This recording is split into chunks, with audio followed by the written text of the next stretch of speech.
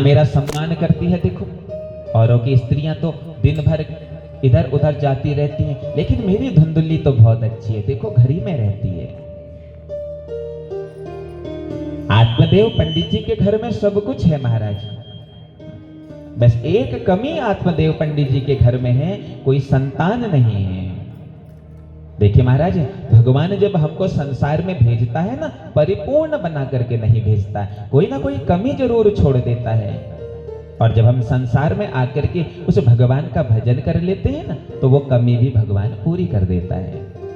अगर भगवान मान लो सबको पूर्ण बना करके भेजे, तो क्या कभी हम भगवान का भजन करेंगे? नहीं करेंगे। इस संसार में सब कुछ किसी के पास नहीं है, कोई ना कोई कमी किसी हर एक के पास है। कोई तन दुखी, कोई मन दुखी, कोई धन बिन रहत उदास, थोड़े थोड़े सब दुखी, सुखी राम को दास है। कोई तन से दुखी है, कोई मन से दुखी है, कोई धन से दुखी है, सब दुखी है। तो आत्मदेव पंडित जी के पास भी सब कुछ है, बस एक कमी है, कोई संतान नहीं है। आत्मदेव पंडित जी के जो गौशाले में जो गाय बदी है ना, उस गाय ने भी कई समय से कोई बछड़े को जन्म नहीं दिया। आत्मदेव पंडित जी के जो आंगन में जो तुलसी लगी है ना, वो तुलसी भी सूख रही है। काफी समय हो गया विवाह किए, लेकिन अभी तक कोई संतान नहीं हुई। तो पड़ोसियों को बड़ी समस्या होने लगी, बड़ी चिंता होने लगी पड़ोसियों को। हमारे जीवन में कुछ घटना हो रही हो, हमारे घर वालों को कोई परेशानी नहीं होती है, लेकिन हमारे पड़ोसियों को बड़ी परेशानी हो जाती है। होती है नहीं होती? अच्छे पड़ोसी तो बड़े किस्मत वालों को मिलते हैं। तो अब पड़ोसी जाकर के कहने लगे, अरे आत्मदेव पंडित जी, अरे इतने साल विवाह किए हो गए हैं, कोई संतान नहीं हुई अभी तक, क्या बात? और देखो आत्मदेव पंडित जी, केवल तुम में ही नहीं, तुम्हारे गोठ में जो गोर बांध रखो ना, वे गोरल बहुत समय में कोई संताने को उत्पत्ति नहीं हुई है। गौशाले में जो गाय बदी है पंडित जी, उसका भी कोई बछड़ा वछड़ा नहीं हुआ। और देखो आत्मदेव पंडित जी, तुम्हारे जो आंगन में जो तुलसी छू ना, यह सूख गई। आत्मदेव जी, ऐसा लगता है तुम्हारे घर में कोई दोष है। ये महाराज, ये संसार है। देखो संसार अच्छा मार्ग नहीं दिखाता है, संसार तो संशय डाल देता है मन में। पंडित जी, ऐसा लगता है कि तुम्हारे घर में द्वेष है, दोष है कोई, ऐसा तो नहीं है कि तुम्हारे पितृ वित्र तुमसे नाराज हो? आत्मदेव जी कहते, महाराज इस बारे में तो मुझे पता नहीं, मैं तो गौ की भी सेवा करता हूँ, तर्पण भी करता हूँ, पिंडार्चन भी करता हूँ, लेकिन अगर पितृ नाराज है तो मैं क्या कर सकता हूँ? अब तो आए दिन पड़ोसी कहते हैं, अरे आत्मदेव जी, कोई ना कोई गलती जरूर की है तुमने। एक दिन तो आत्मदेव पंडित जी को बड़ा क्रोध आया, बड़े दुखी हो गए आत्मदेव पंडित जी, और घर छोड़ करके आत्महत्या करने के लिए आत्मदेव पंडित जी जा रहे हैं। और जा करके एक पहाड़ पर आत्मदेव जी चढ़ गए और सोचने लगे कि यहां से कूद मार करके मैं अपने प्राणों को त्याग देता हूं। बैठ करके आत्मदेव जी रो रहे हैं, तो तभी अचानक से ना कुछ संत वहां से निकल रहे थे। आत्मदेव को देख करके संत रुक गए। संतों ने सोचा कि पंडित जी भगवान को प्राप्त करने के लिए रो रहे होंगे, चलो चल करके पंडित जी को बताते हैं कि भगवत कैसे प्राप्त होते हैं। और जैसे ही संत वहां पर पहुंचे आत्मदेव जी के पास, कि कथम रोदसी विप्रत्वम काते चिंता बलीयसी, बदत्वम सत्वरम मह्यम स्वस्य दुःखस्य कारणम। अरे पंडित जी महाराज, क्या बात हो गई है, क्यों रो रहे हो हैं? और आत्मदेव जी ने जैसे ही देखा तो संतों की चरण पकड़ लिए, महाराज मुझे पुत्र दे दो, मेरे कोई पुत्र नहीं है, पुत्र होने का आशीर्वाद दे दो। संतों ने सोचा, हमने सोचा पंडित जी तुम भगवान को प्राप्त करने के लिए रो रहे हो, लेकिन तुम तो बेटे के चक्कर में रो रहे हो। आत्मदेव जी सुनो, कि मुंचा ज्ञानम प्रजारूपम बलिष्ठा कर्मणो गति, विवेकम तो समासाध्यम त्यज्य संसार वासनम। आत्मदेव जी, ये पुत्र पौत्र ये मुंचा ज्ञान है। आत्मदेव जी, पुत्र प्राप्त करना क्यों चाहते हो बताओ। आत्मदेव जी कहते हैं पुत्र इसलिए प्राप्त करना चाहता हूं कि अगर पुत्र हो जाएगा तो मेरा वंश चलेगा। संत कहते हैं आत्मदेव जी, वंश पुत्र नहीं चलाता है, सुपुत्र वंश चलाता है। आज तुम्हारा पुत्र नहीं है, इसमें तुम्हें चिंता हो रही है। कल के दिन पुत्र हो गया और पुत्र होने के बाद वो पुत्र कुपुत्र हो गया, तब तो जीवन भर रोना है आत्मदेव जी। ये भगवान को ही अपना पुत्र मानो। पुत्र नहीं है, 4-5 साल चिंता होती है, और अगर पुत्र हो गया, पुत्र होने के बाद अगर वह पुत्र कुपुत्र हो गया, तब तो जीवन भर रोना है पंडित जी। इसलिए पुत्र का मोह छोड़ करके गोविंद को अपना पुत्र बना लो, कृष्ण को अपना पुत्र मान लो, राम को अपना पुत्र मान लो, उसी से तुम्हारा कल्याण हो जाएगा। बोलो भक्त वत्सल भगवान की जय। लेकिन आत्मदेव जी ने कहा नहीं महाराज, मुझे पुत्र चाहिए, कुछ भी करो मुझको आशीर्वाद दो, मेरा बेटा हो जाए बस। तो संत ने एक फल निकाला झोले में से और आत्मदेव के हाथ में दे दिया। कहा सुनो आत्मदेव, इस फल को घर ले जाना और घर जाकर के अपनी पत्नी को ये फल दे देना। तुम्हारी पत्नी इस फल को जब खाएगी ना, तुम्हारी पत्नी के गर्भ से एक पुत्र की उत्पत्ति होगी। आत्मदेव फल लेकर के घर पहुंचा, धुंधुली के हाथ में फल दिया। धुंधुली ने बोला ये कहां से लाए हो? आत्मदेव कहता है देवी, मैं एक मार्ग से लौट रहा था, मुझे संत मिले, और जब मैंने संतों से कहा मेरी संतान नहीं है, तो संतों ने ये फल दिया है। बोले इस फल से क्या होगा? बोले इस फल को तुम खा लो और इस फल के प्रताप से तुम्हारे गर्भ से पुत्र की उत्पत्ति होगी। धुंधुली कहती है पंडित जी तुम भी बड़े सीधे, और क्या फल खा करके कोई संतान होती है क्या? है फल खा करके कोई संतान वंतान नहीं होती, तुमको ठग दे पंडित जी। अरे फल खबेर थोड़ा संतान है। आत्मदेव जी कहते हैं धुंधुली फल खा करके संतान ना हो, लेकिन कुछ गड़बड़ भी नहीं होगी, संतों का आशीर्वाद है, तू ग्रहण कर ले, होगा नहीं होगा वो तो बात की बात है। तो धुंधुली ने वो फल रख दिया, कहा महाराज कल सुबह नहाऊंगी धोऊंगी स्नान आदि करूंगी ना, तो उसके बाद फिर इस फल को खाऊंगी। सुबह धुंधुली उठी, धुंधुली ने स्नान किया, आत्मदेव जी ने पूछा फल खा लिया? बोले हाँ खा लिया, लेकिन धुंधुली ने फल खाया नहीं। आत्मदेव जी जैसे ही पंडिताई करने के लिए गए तो धुंधुली तुरंत अपनी एक सखी के घर चली गई फल लेकर के। अरे ओ बहना जरा देख, पंडित जी एक फल लेकर के आए हैं और कह रहे हैं कि ये संत के द्वारा दिया गया फल है, और कह रहे हैं कि इस फल को खा करके तेरी संतान होगी। क्या फल खा करके कोई संतान होती है क्या? लेकिन जो सखी थी वो थोड़ी समझदार थी।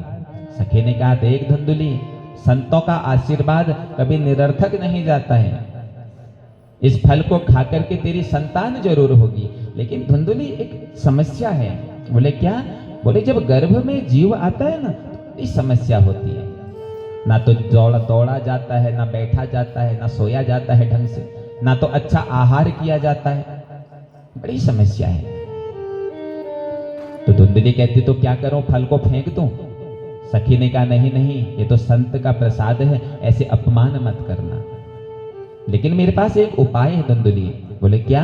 बोले देखो धुंधुली, तुम्हारे घर में धन बहुत है लेकिन कोई खाने वाला नहीं है, मेरे घर में खाने वाले बहुत हैं लेकिन धन नहीं है। धुंधुली देख, मेरे गर्भ में एक जीव पल रहा है, जैसे यह जीव उत्पन्न हो जाएगा इस पुत्र को मैं तुझे दे दूंगी, इसके बदले में तू मुझे कुछ धन दे देना। तो इस फल का क्या करो बहना? बोले इस फल को घर जा और घर जाकर के गौ माता को खिला दे। और धुंधुली तुरंत घर आई और संत का दिया हुआ वह फल गाय को खिला दिया। अब तो धुंधुली खाली गर्भावस्था का ढोंग करने लगी, पेट में वस्त्र आदि बांधने लगी। और जब कुछ समय हो गया तो धुंधुली कहती है आत्मदेव से, पंडित जी अब मुझे आराम की आवश्यकता है, तो मैं अपनी सखी के घर चली जाती हूँ। तो आत्मदेव ने कहा ठीक है जाओ। और समय हुआ है महाराज, समय होने के पश्चात इस सखी के गर्भ से एक पुत्र उत्पन्न हुआ और धुंधुली उस पुत्र को अपने साथ घर ले आई। उसके बदले में धुंधुली ने कुछ धन अपनी सखी को दे दिया। और जैसे ही पुत्र को घर लेकर के आई है, पुत्र को देख करके आत्मदेव जी बड़े प्रसन्न हो गए। ओ मेरा पुत्र हो गया। जितना हो सकता था आत्मदेव जी दान करने लगे। और भगवत कृपा से देखिए माताओं, जो फल गाय को खिलाया था ना, गाय के गर्भ से भी एक पुत्र की उत्पत्ति हो गई। पूरा शरीर मनुष्य का जैसा है, बस केवल कान गाय के जैसे हैं। तो नाम पड़ गया गोकर्ण। अब जब 11 दिन का पुत्र हुआ तो पुत्र का जब नामकर्म करने लगे तो पंडित जी ने पंचांग खोला। बोले पंचांग के माध्यम से हम नामकर्म करते हैं। तो धुंधली कहती है पंडित जी मेरा बेटा है, मैंने उत्पन्न किया है, तो मैं नाम रखूंगी। आत्मदेव ने कहा चल ठीक है, तू ही रख ले नाम। क्या नाम रखेगी? तो धुंधली कहती है देखो महाराज, मेरा नाम धुंधुली है तो मेरा बेटा धुंधकारी कहलाएगा। तो नाम पड़ गया धुंधकारी। धीरे धीरे दोनों बड़े होने लगे। 5 वर्ष के हो गए दोनों। कि क्रिया कालेन तेजा तो तरुणो तनया बुभो, कि गोकर्णो पंडितो ज्ञानी धुंधकारी महाखलः। 5 वर्ष के जैसे दोनों बेटे हुए तो गोकर्ण जी चले गए गुरुकुल पढ़ने के लिए। अब घर में इकलौता धुंधकारी खल बन गया। जिनकी इकलौती संतानें होती है ना, सर्वाधिक बिगड़ने के मार्ग उन्हीं संतानों की होती है। आज के समय में इकलौती संतानों के पीछे लोग भाग रहे हैं ना, सर्वाधिक अधर्म मार्ग में वही संतानें चलती हैं। अगर पिताजी ने भूल से भी अगर बेटे को डांट दिया तो मैया कहती है अरे जबत देखो डांटने में रुचा है, एक कछु में इकलौता है मेरा, जब देखो कभी भी अच्छे से नहीं बोलते हो इससे, हमेशा बस डांटते रहते हो। तो फिर पतिदेव भी कुछ नहीं कहते हैं, लेकिन यहाँ पुत्र को शक्ति मिल जाती है। अरे चलो पिता डांट रहा है तो कोई बात नहीं, लेकिन मैया तो हमारे साथ है। अगर बच्चा पहली गलती करता है प्यारे, उसी समय उसको डांट दो। पहली गलती बच्चे ने करी तो पहली गलती में ही अगर बच्चे के कान पकड़ दोगे माताओं, तो बच्चा दूसरी गलती नहीं करेगा। और पहली गलती में अगर बच्चे को छोड़ दिया तो निश्चित है कल दूसरी गलती होने वाली है। हाँ, पहली गलती में अगर डांट दिया तो बच्चे के अंदर भय रहेगा, हाँ ये गलत है। तो माता के लाड़ दुलार ने गोकर्ण इस धुंधकारी को बिगाड़ दिया। एक दिन तो इधर आत्मदेव पंडित जी को बड़ा दुख हुआ और आत्मदेव पंडित जी अपने घर को छोड़ करके चले गए। और चलते चलते आत्मदेव पंडित जी को मार्ग में गोकर्ण जी महाराज मिलते हैं। अपने पिता को पहचान लिया। अरे पिताजी, इस समय रात में तुम कहाँ जा रहे हो? तो सारी कथा सुनाते हैं। कहते हैं पुत्र क्या बताऊं तुझे, अरे जो तेरा छोटा भाई है ना धुंधकारी, उस धुंधकारी ने मेरे घर को नरक बना दिया। मेरे घर में जहां नित संग घोष हुआ करता था, मेरे घर में जहां नित वेद पाठ हुआ करता था, आज उस घर को मेरे उस धुंधकारी ने बिगाड़ दिया है। गोकर्ण जी कहते हैं पिताजी चिंता मत करो। कौन पुत्र कौन पिता? अरे ये तो संसार है पिताजी। कितने बार तुम उनके पिता बन गए होगे, कितनी बार वह तुम्हारे पिता बन चुके होंगे। पिताजी ये तो संसार का चक्र है। जिस प्रकार एक झूला होता है ना पिताजी, जब सर्कस का जो झूला होता है तो झूले में कभी कभी ऊपर वाला भाग नीचे आ जाता है और कभी कभी नीचे वाला भाग ऊपर चला जाता है। ठीक वैसे ही यह संसार भी है पिताजी। इस संसार में हम सब अपने कर्मों के आधार पर आते हैं। पूर्व जन्म में जैसे जैसे कर्म किए होते हैं, इस जन्म में उसी के आधार पर हमें फल प्राप्त होता है। इसलिए पिताजी पुत्र वियोग छोड़ करके गोविंद को अपना पुत्र मानो, गोविंद के श्री चरणों में समर्पित हो जाओ, वही वास्तविक पुत्र है। तो बेटे पुत्र गोविंद प्राप्त कैसे होंगे? बोले गोविंद को प्राप्त करने के लिए संतों की शरण में जाओ पिताजी, संतों की कृपा प्राप्त करो। जिन पर संतों की कृपा होती है उन्हीं का जीवन धन्य होता है। संतन के संग लाग रे तेरी अच्छी बनेगी, संतन के संग लाग रे तेरी अच्छी बनेगी। संतन के संग लाग रे तेरी अच्छी बनेगी। संतन के संग लाग रे तेरी अच्छी बनेगी। अच्छी बनेगी तेरी अच्छी बनेगी, अच्छी बनेगी तेरी अच्छी बनेगी। ओ अच्छी बनेगी तेरी अच्छी बनेगी, अच्छी बनेगी तेरी अच्छी बनेगी। संतन के संग लाग रे तेरी अच्छी बनेगी। संतन के संग लाग रे तेरी अच्छी बनेगी। ओ संतन के संग लाग रे तेरी अच्छी बनेगी। ओ संतन के संग लाग रे तेरी अच्छी बनेगी। जय हो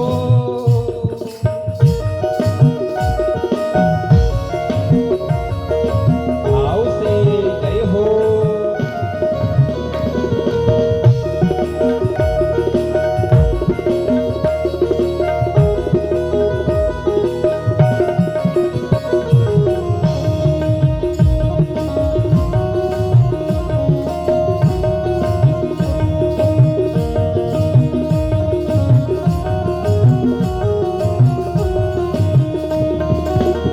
संतन संग करी पुण्य कमाई, संतन संग करे पुण्य कमाई। ओ संतन संग करी पुण्य कमाई। संतन संग करे पुण्य कमाई। राम चरण अनुराग रे तेरी अच्छी बनेगी। राम चरण अनुराग रे तेरी अच्छी बनेगी। संतन के संग लाग रे तेरी अच्छी बनेगी। ओ संतन के संग लाग रे तेरी अच्छी बनेगी। जय हो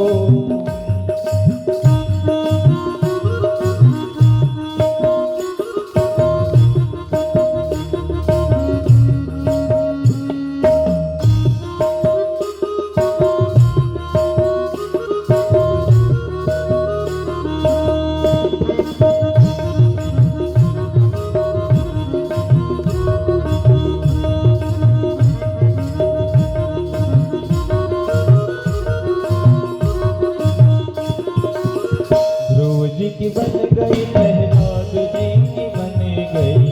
ध्रुव जी की बन गए प्रहलाद ज्योति बन गई। ओ ध्रुव जी की बन गई प्रहलाद जू की बन गई। ध्रुव जी की बन गए प्रहलाद ज्योति बन गई। हरि सुमिरन में लाग रे तेरी अच्छी बनेगी। हर सुमिरन में लाग रे तेरी अच्छी बनेगी। संतन के संग लाग रे तेरी अच्छी बनेगी। संतन के संग लाग रे तेरी अच्छी बनेगी। संतन के संग लाग रे तेरी अच्छी बनेगी। तेरी अच्छी बनेगी। तेरी अच्छी बनेगी। बोलो भक्त वत्सल भगवान की जय। इसलिए पिताजी संतों की शरण को पकड़ो, संतों की कृपा प्राप्त करो, और जब संतों की कृपा बन जाएगी ना तो निश्चित है कल्याण हो जाएगा। श्रीमद् भागवत के 10वें स्कंद का पाठ करने को कहा और आत्मदेव पंडित जी ब्रज की तरफ चले हैं और ब्रज में जाकर के बड़े दिव्य तरीके से श्रीमद् भागवत के 10वें स्कंद का पाठ करने लगे। भगवान की ऐसी दिव्य कृपा हुई कि स्वयं भगवान अपना रथ लेकर के आए हैं और आत्मदेव पंडित जी को अपने लोक की तरफ ले गए। आज तक घर में पिता था तो इधर धुंधकारी को थोड़ा भय था, और जैसे ही पिता घर से गया तो अब तो निश्चित हो गया। एक दिन तो मैया को मारने लगा, रही ओ मैया ला कहाँ रखा है पैसा। मैया ने कहा पुत्र जितना धन था सब कुछ तूने ले लिया, अरे अब तो कुछ बचा ही नहीं। और जोर से मैया को धक्का मारा। मैया जाकर के बाहर एक पत्थर में टकराई। पत्थर में मैया का जैसे सर टकराया तो मैया के शरीर से भी प्राण निकल गए। अब तो माता पिता का भय दूर हो गया, अब तो निश्चिंत हो गया। महाराज 5 वैश्याओं को ले आया और उन 5 वैश्याओं का भरण पोषण करने लगा। एक दिन एक राजा के घर में चोरी करी। वैश्याओं को पता चला कि राजा के घर में चोरी करी है, तो इन वैश्याओं ने रात में ही धुंधकारी को मार दिया। वैश्याओं ने सोचा कि धन लाया है राजा के घर में चोरी करके, और ये धन हमको देगा, और कल ना एक दिन राजा को पता चलेगा तो कहीं ऐसा ना हो कि इस धुंधकारी के साथ साथ हमें भी कोई कष्ट हो। तो रात में ही धुंधकारी को मार दिया। और जैसे ही धुंधकारी को मारा महाराज, ये धुंधकारी प्रेत बन गया।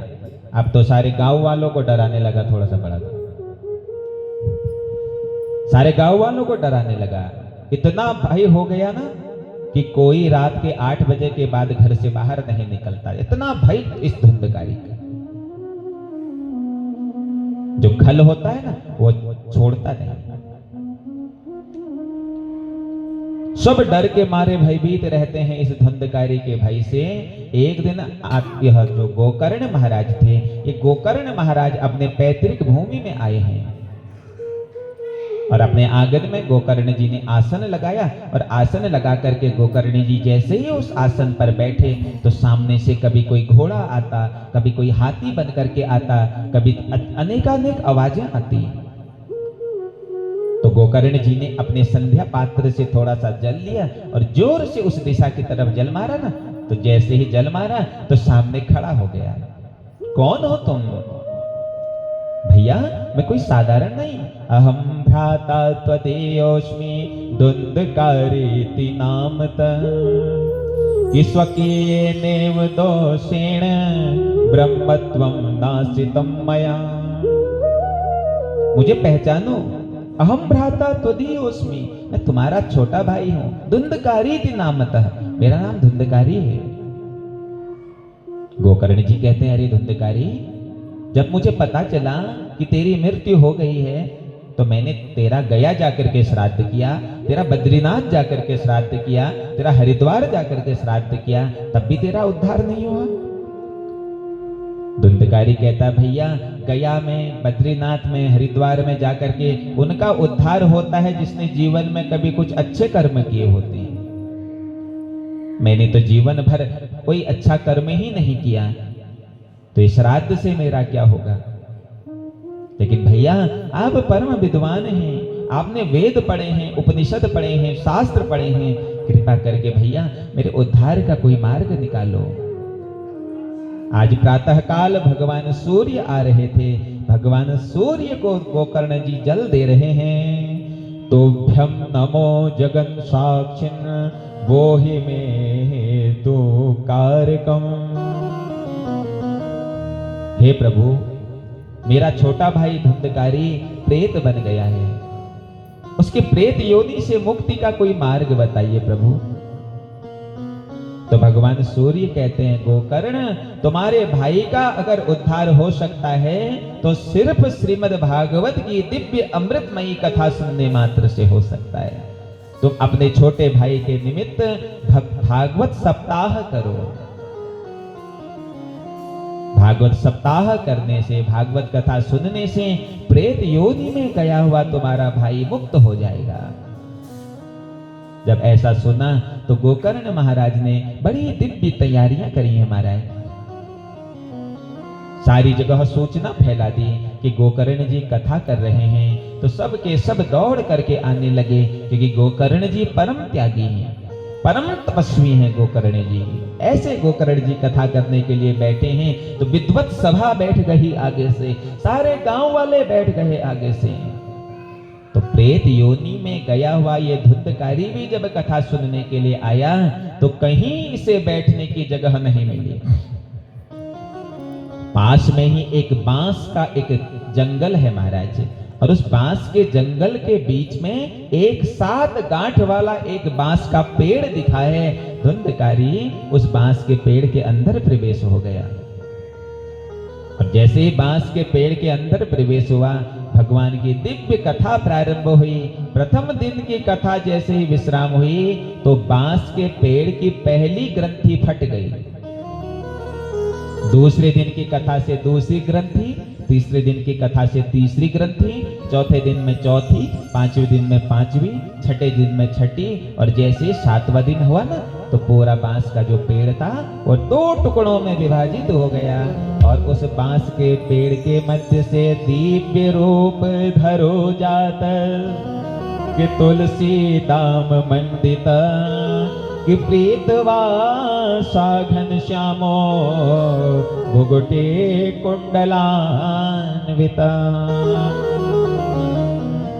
अरे हो गए भव से पार लेकर नाम तेरा, सब हो गए भव से पार लेकर नाम तेरा, सब हो गए भव से पार लेकर नाम तेरा, सब हो गए भव से पार गाइए सभी। लेकर नाम तेरा, सब हो गए भव से पार लेकर नाम तेरा, सब हो गए भव से पार लेकर नाम तेरा। ओ नाम तेरा हाँ नाम तेरा, नाम तेरा हाँ नाम तेरा, ओ नाम तेरा हाँ नाम तेरा, नाम तेरा हो नाम तेरा। हो गए भव से पार लेकर नाम तेरा, हो गए भव से पार लेकर नाम तेरा। जय हो।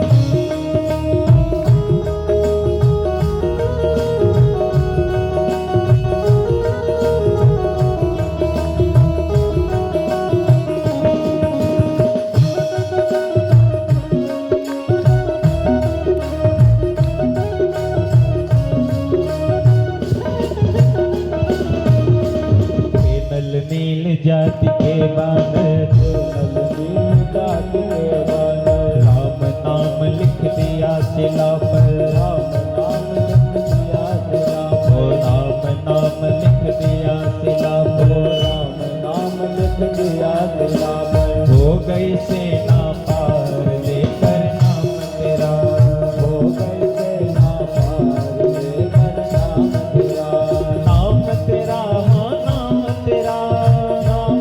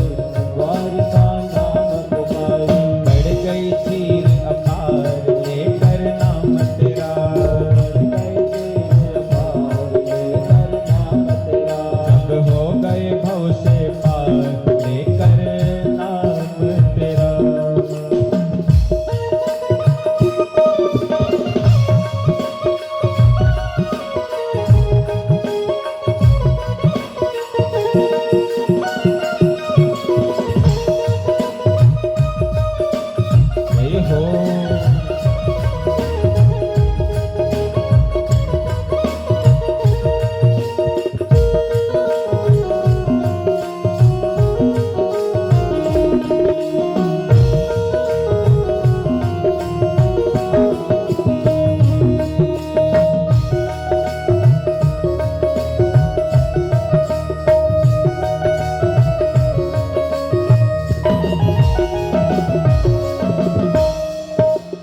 हीरा गिरधर नाम पुकारे, हीरा गिरधर नाम पुकारे, इस अमृत कर दिया मुरारे, इस अमृत कर दिया मुरारे। अरे खुल गए चारों द्वार लेकर नाम तेरा। खुल गए चारों द्वार लेकर नाम तेरा, हो गए भव से पार लेकर नाम तेरा। नाम तेरा हरि नाम तेरा, नाम तेरा प्रभु नाम तेरा, सब हो गए भव से पार लेकर नाम तेरा, सब हो गए भव से पार लेकर नाम तेरा, सब हो गए भव से पार लेकर हो गए भव से पार लेकर नाम तेरा।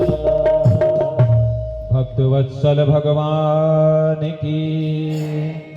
तो पीत वस्त्र धारण किया हुआ, गले में तुलसी की माला पहना हुआ, ऐसा दिव्य,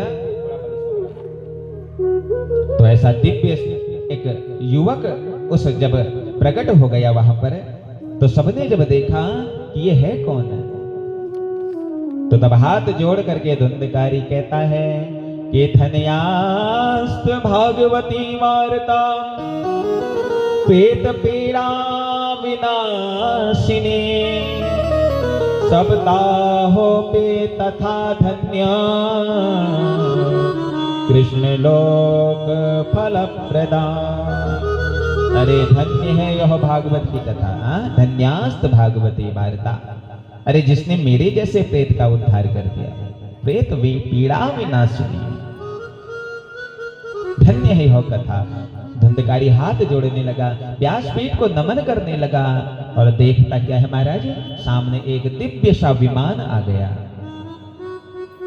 और विमान में धुंधकारी को जैसे ही बैठा रहे थे, गोकर्ण जी ने कहा, अत्र भवः श्रोतारः मम निर्मलः। अरे यहाँ पर बहुत से श्रोता थे जो कथा सुन रहे थे, लेकिन विमान केवल धुंधकारी के लिए क्यों आया? तो तब सबने कहा ना, जो विमान लेकर के जो आया था, उसने कहा, गोकर्ण जी कथा तो सबने सुनी है, लेकिन भाव से जिसने कथा सुनी है ना, वो केवल यह धुंधकारी ही था। प्यारे, जब भगवान की कथा सुनते हो ना, मन में कोई भाव होना चाहिए। घर से कोई भाव लेकर के भगवान के इस दरबार पर आओ, इस कथा पंडाल पर आओ, और भगवान को अपने वह भाव अर्पण कर दो। बिना भाव की कथा नहीं सुननी चाहिए। जिसके मन में जो भाव, अभी कल और 5 दिन शेष हैं, तो जो मन में भाव हो, उस भाव को घर से सोच करके आओ और भगवान को अर्पण कर दो। निश्चित है उसमें सफलता तुम्हें मिलेगी। सबने कथा सुनी है, लेकिन मुक्ति का जो भाव था, सिर्फ यह धुंधकारी के मन में था। इसलिए धुंधकारी का उद्धार हो गया। बोलो भक्त वत्सल भगवान की। तो आगे भागवत कथा श्रवण करने की विधि आती है कि हमें भगवान की कथा कैसे सुननी चाहिए। नियम है कुछ। नियम क्या है? पहले किसी विद्वान ज्योतिषी के पास जाकर के एक दिवस निर्धारित करो कि हमें अपने घर में, अपने क्षेत्र में श्रीमद् भागवत की कथा करानी है, राम कथा करानी है, देवी भागवत करानी है, शिव पुराण, जो भी कथा करानी है, किस विद्वान ज्योतिषी के पास जाकर के एक दिन निर्धारित करो। और जब दिन निर्धारित हो जाए ना, तो फिर कथा के लिए एक दिव्य स्थान का चयन करो। देखिए 3 चीजें हैं। प्रथम क्या है? कथा के लिए स्थान। दूसरा क्या है? कथा के लिए कान। और तीसरा क्या है? कथा का सुंदर गान। ऐसा दिव्य स्थान हो जहां पर बैठ करके हम कथा सुन सकें। केवल कथा स्रोत, कथा वक्ता की ध्वनि हमारे कानों पर पड़े बस, और कोई ध्वनि इधर उधर की हमारे कानों में ना पड़े। एकाग्र चित्त होकर के भगवान की कथा सुन लीजिए। जब कथा पंडाल में आ जाते हो ना, फिर घर की चिंता छोड़ दो। तो बिल्कुल भगवान की कथा को ध्यान पूर्वक सुनो। अगर पड़ोसी भी 10 महीने से 1 साल में नहीं मिल रहा है ना, तो उससे बात मत करो उस समय। लेकिन कई माताएं क्या करती है, माँ तू भले हरे काछिए तू आता, बहुत दिनों बाद मुलाकात है, तो कथा में कम से कम मिल तो जाते हैं। ये मुलाकात फिर गेट से बाहर करनी है, कथा में तो बिल्कुल सुनो आराम से भाव से। तो कथा के लिए सुंदर तरीके से हमारा ऐसा स्थान हो जहां पर केवल कथा वक्ता की ध्वनि हमारे कानों में पड़े, बस ऐसे हमारे कान हो और कथा का सुंदर तरीके से कथा का गान हो रहा हो, गायन हो रहा हो, ऐसी जगह निर्धारित करो। फिर कथा का खूब प्रचार करो महाराज, हैं? हमारे गांव में, हमारे क्षेत्र में, हमारे घर में भगवान की कथा हो रही है, खूब प्रचार करो कथा का। और तत्पश्चात महाराज प्रथम नियम क्या है कि जो प्रथम नियम कथा का है कि एक सुयोग्य कथा वक्ता का चयन करो। सुयोग्य कथा वक्ता कैसा हो कि विरक्तो वैष्णवो विप्र सर्वशास्त्र विशुद्ध कृत दृष्टांत कुशल दक्ष वक्ता कार्यस्थित स्मृता। विरक्त होना चाहिए, वैष्णव होना चाहिए, ब्राह्मण होना चाहिए, शिखाधारी होना चाहिए, चुटियाधारी यज्ञ पवित्रधारी होना चाहिए, वेद पढ़ा हुआ होना चाहिए, वेद शास्त्र विशुद्ध कृत, ऐसा वक्ता होना चाहिए। वर्तमान समय में जो कथा की जो महिमाएं हैं, कथा की जो गरिमाएं हैं, ये धीरे धीरे दूर हो गई है।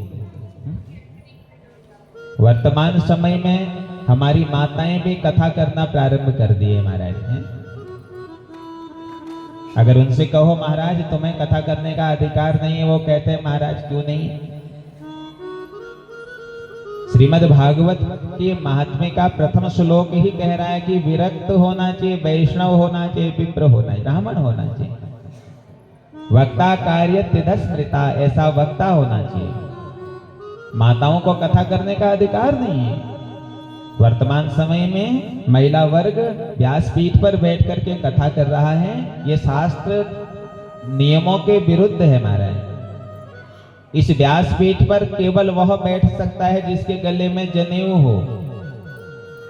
अगर महिलाएं गले में जनेऊ पहन लें तो बैठ सकती हैं व्यास मंच में। जब तक गले में जनेऊ नहीं है, जब तक आपने वेद नहीं पढ़े हैं, तब तक आपको कथा करने का अधिकार नहीं है। माताओं को वेद सुनने चाहिए, माताओं को पुराण पढ़ना चाहिए, लेकिन पुराण माताओं को इसलिए पढ़ना चाहिए कि माताओं के गर्भ से जो जीव उत्पन्न होए, उन जीवों पर सद्विवेक माताएं डाल सकें। अगर घर की माता धर्मात्मा होगी, घर की माता भक्ति भाव वाली होगी, तो निश्चित है उस घर में राम भक्त, कृष्ण भक्त उत्पन्न होंगे। जैसे हमारे इस घर की मैया है हमारी ना देवी जी, बड़ी भक्त है महाराज, सुबह 4 बजे से शुरू हो जाती है, बड़ी भक्त है, भाव वाली है। तो निश्चित है अगर ऐसी भक्ति भाव वाली माता जिस घर में उत्पन्न हो जाएगी, उस घर में जरूर राम कृष्ण का भजन निश्चित होगा।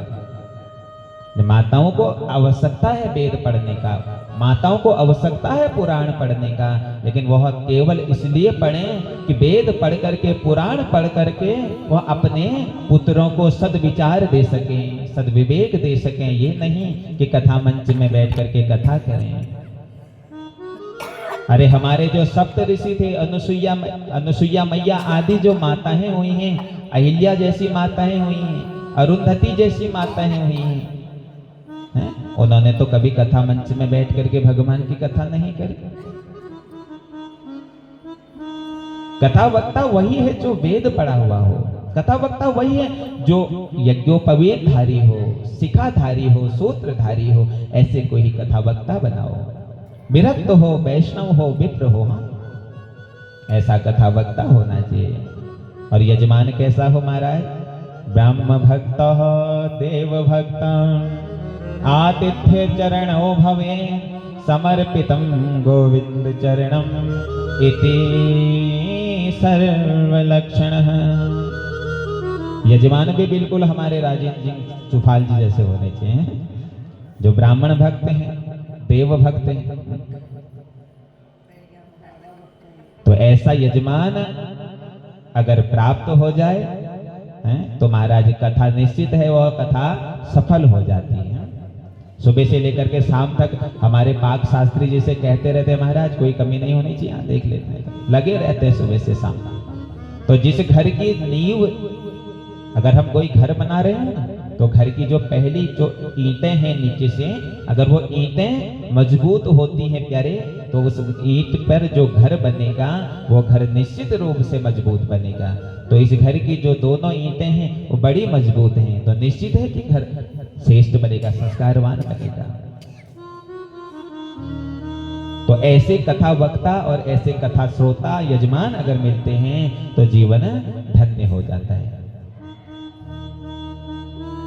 जिस दिन से कथा प्रारंभ हो रही हो, नियम तो यह बताया गया है कि कथा के 7 दिवस, 9 दिवस, एकादश दिवस तक फिर हमें छौर कर्म नहीं करना चाहिए। दाढ़ी वगैरह बनाना, इसे छौर कर्म बोला जाता है। हाँ, अगर आप रोज छौर कर्म करने वाले हैं, रोज दाढ़ी बनाते हैं, तो फिर आपके लिए कोई नियम नहीं है। हाँ, अगर कभी कभी हफ्ते में 1 दिन 2 दिन अगर बनाने वाले हो, तो कथा के बीच में छौर कर्म नहीं करना चाहिए। जब तक कथा चल रही हो तब तक पलंग पर शयन नहीं करना चाहिए और केवल सात्विक भोजन करना चाहिए। सात्विक भोजन में बिल्कुल हल्का भोजन, अधिक मसाले वाला भोजन नहीं करना चाहिए और लहसुन प्याज आदि का सेवन नहीं करना चाहिए। केवल सात्विक भोजन 7 दिवसों में आपको करना है। पहले तो नियम कहा गया है कि 7 दिन तक बिल्कुल भूखे रहो महाराज, कुछ मत खाओ। लेकिन आज के समय का जो शरीर है, उस शरीर में तो अनेक रोग आ जाते हैं। अगर 7 दिन तक भूखे रहेंगे तो शरीर तो वैसे ही कमजोर हो जाएगा।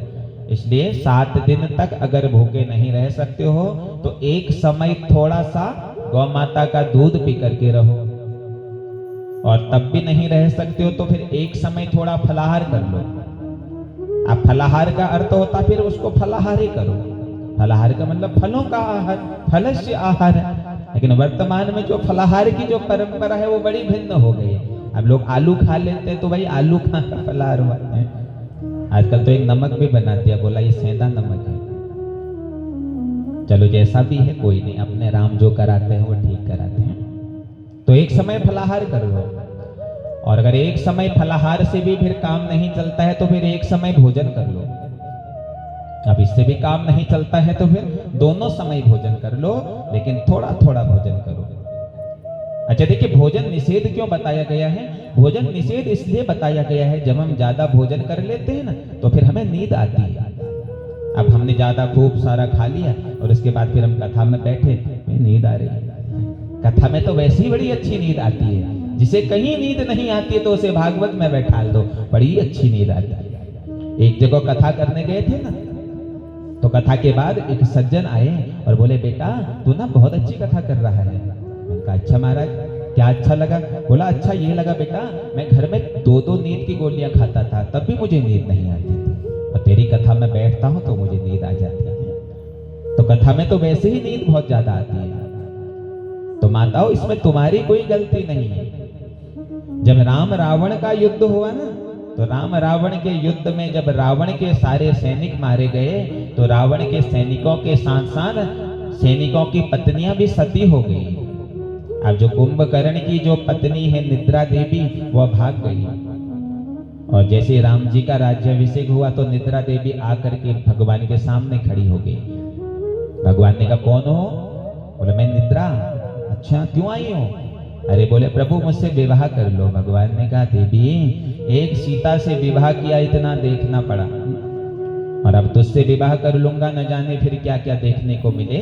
लेकिन एक वचन देता हूं तुझे, जहां जहां मेरी कथा होगी वहां वहां आकर के तू बैठ जाना, और जो सबसे कमजोर होगा ना उसी के ऊपर आकर के बैठना। अब कथा में सबसे कमजोर कौन होता है? जो भगवान का भजन नहीं करता। हरे कृष्ण हरे राम राधे गोविंद। गाइए सब, हरे राम राधे गोविंद। हरे कृष्ण हरे राम राधे गोविंद। जो बीच बीच में भजन नहीं करता, जो बीच बीच में ताली नहीं बजाता है, जो बीच बीच में, वो कमजोर है। इसलिए निद्रा तो उसके ऊपर जाकर के बैठना। इसलिए भोजन निषेध इसलिए बताया महाराज कि जब हम ज्यादा भोजन कर लेते हैं, एक जगह पर बैठ करके हमें फिर नींद आना प्रारंभ होती है। अब थोड़ा थोड़ा अगर भोजन किया है तो उससे शरीर भी सुरक्षित रहता है। तो ये नियम बताए, कथा वक्ता के नियम बताए, कथा श्रोता के नियम बताए, और समस्त नियमावलियों को मस्तिष्क में धारण करते हुए आइए प्रवेश करते हैं श्रीमद् भागवत जी के प्रथम स्कंद के प्रथम श्लोक में कि जन्मांधस्य यतो वयादितरतश्चार्थे स्वविज्ञस्वरान् तेने ब्रह्म हृदय आदि कवये मुह्यन्ति यत् शूरयः तेजो वारिमृदां यथा विनिमयो यत्र सर्गो मृषा धाम्ना स्वेन सदा निरस्तकुहकं सत्यं परम धीमहि। बड़ा सुंदर सी स्तुति की गई। देखिए, कोई भी कथा प्रारंभ होती है ना, उस कथा में सर्वप्रथम उस कथा के जो प्रधान भगवान हैं उनकी स्तुति की जाती है। देवी भागवत आरंभ होता है तो देवी भागवत के आरंभ के श्लोक में मां देवी की स्तुति की गई है। शिव पुराण के आरंभ के श्लोक में भगवान शिव की स्तुति की गई है। लेकिन एकमात्र हमारा श्रीमद् भागवत ऐसा पुराण है जिसमें किसी देव की स्तुति नहीं की गई है, अपितु सत्य की स्तुति की गई है। सत्यम परम धीमहि, अर्थात भगवान को प्राप्त करना है सज्जनों तो जीवन में सत्यता धारण करनी पड़ेगी। उस सत्य रूपी परब्रह्म की स्तुति करिए। वह सत्य रूपी परब्रह्म कैसा है महाराज? जो हमें जन्म देता है, जो हमारा पालन करता है और अंत तो गत्वा जो हमारा उद्धार कर देता है। जो भगवान ब्रह्मा जी को वेदों का जिसने ज्ञान दिया, जिसने भगवान सूर्य को ताप दिया, जिसने चंद्रमा को शीतलता दी, ऐसे सत्य रूपी उस पार ब्रह्म परमेश्वर को हम सब नमन करते हैं। पार ब्रह्म परमेश्वर को नमन करते हुए दूसरे श्लोक में संबंध चतुष्टय बताया। संबंध चतुष्टय का अर्थ है, इस श्लोक में 4 बातें बताई हैं कि धर्मा पौंजित गोत्र वोत्र परमो निर्मत्सराणां शुतां वेदः वास्तवमत्र वस्तु शिवदं तापत्रयोन्मूलनम्। श्रीमद्भागवते महामुनिकृते किं वा परेरीश्वर सद्योधस्तरुध्यते त्रिकृतुभिः सुसूरिभिस्तत्क्षणा। ये संबंध चतुष्टय बताया गया यहाँ पे। तो क्या है संबंध चतुष्टय में 4 बातें बताई हैं, ध्यान दीजिएगा सभी कि भागवत में क्या है। लोग कहते हैं ना कि क्या है भागवत में, और दूसरा क्या है भागवत किसके लिए है, तीसरा है भागवत क्या करती है, और चौथा है कि भागवत की उत्पत्ति कहां से हुई। तो भागवत में क्या है? भागवत में परम धर्म है महाराज। परम धर्म का निरूपण भागवत में किया गया है। और भागवत की कथा जो श्रवण कर लेता है, अगर वह धर्म से अपना मार्ग भटक रहा होगा ना, तो भागवत की कथा सुनते ही वह भी धार्मिक हो जाता है। परम धर्म भागवत में है। और परम धर्म क्या है? परम धर्म है अपने इष्ट की शरणागति। तो ये परम धर्म है। दूसरा प्रश्न है भागवत किसके लिए है? किसके लिए भागवत है हमारे?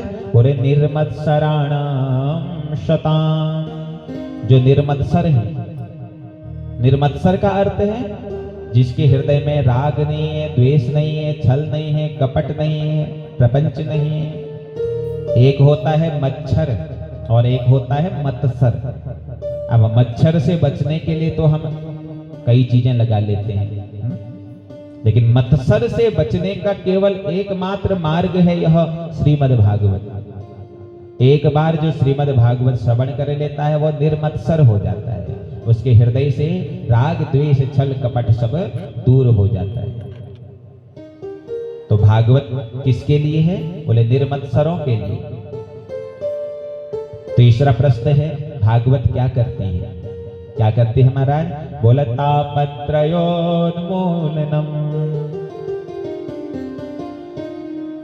त्रिविध ताप जो हैं, दैहिक दैविक भौतिक तापा।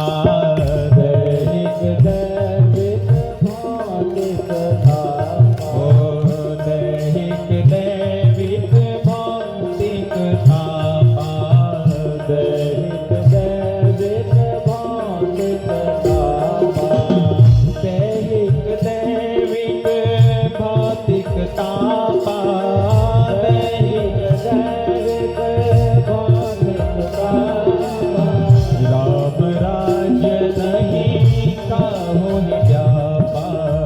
राम राज्य नहीं काहू व्यापा। दैहिक दैविक भौतिक तापा, विविध तापों को जो हर लेती है। तापत्रयोन्मूलनम, जो त्रिविध तापों से हम सब दुखी हैं ना महाराज, और त्रिविध ताप केवल भागवत सुनने मात्र से दूर होते हैं। तापत्रयोन्मूलनम। और चौथा प्रश्न है कि भागवत की उत्पत्ति कहां से हुई? भागवत की उत्पत्ति कहां से हुई? किसी ना कोई एक विषय होता है जिससे कुछ उत्पत्ति होती है, कोई ना कोई माध्यम होता है जिससे कोई उत्पन्न होता है। तो भागवत की उत्पत्ति कहां से हुई? कि निगम कल्प तरोर गलितम फलम, सुख मुखाद्रव मिद्रव संयुतम, पिबत भागवतम रसमालयम, मोहरहो रसिका भुवि भावुका। तो निगम है वेद, यानी वेद रूपी वृक्ष से, यानी वेद रूपी वृक्ष का पका हुआ फल है भागवत। निगम कहते हैं वेद, यानी वेद रूपी वृक्ष से भागवत की उत्पत्ति हुई, यानी वेदों से भागवत की उत्पत्ति हुई। कैसा फल है महाराज? बोला गलितम फलम, बिल्कुल पका हुआ फल है। किसी ने कहा महाराज गलित फल है, तो जरूरी नहीं है कि गलित फल मीठा हो सकता है। अरे गला हुआ फल कभी कभी खट्टा भी हो जाता है, कभी कभी कड़वा भी हो जाता है। तो क्या गारंटी है कि गलित फल मीठा है? बोले गलित फल भी है, मीठा फल भी है। बोले कैसे? बोले सुख मुखाद्रव में द्रव संयुतम। अरे बोले तोते ने चोंच मारी हुई है इस फल में, और तोता जिस फल में चोंच मार देता है निश्चित गारंटी है वह फल मीठा होगा। पहले जो तोता हर एक फल में चोंच नहीं मारता है, और जिस फल में तोता चोंच मार देता है सज्जन, वह फल मीठा हो जाता। प्रेम से बोलना पड़ेगा राधे, जरा प्रेम से बोलिए राधे। लगना चाहिए ना कथा सुन रहे हो। तो पका हुआ फल है महाराज। तो बोले क्या करें? कि पिबत भागवतम रसमालयम, मोहरहो रसिका भुवि भावुका।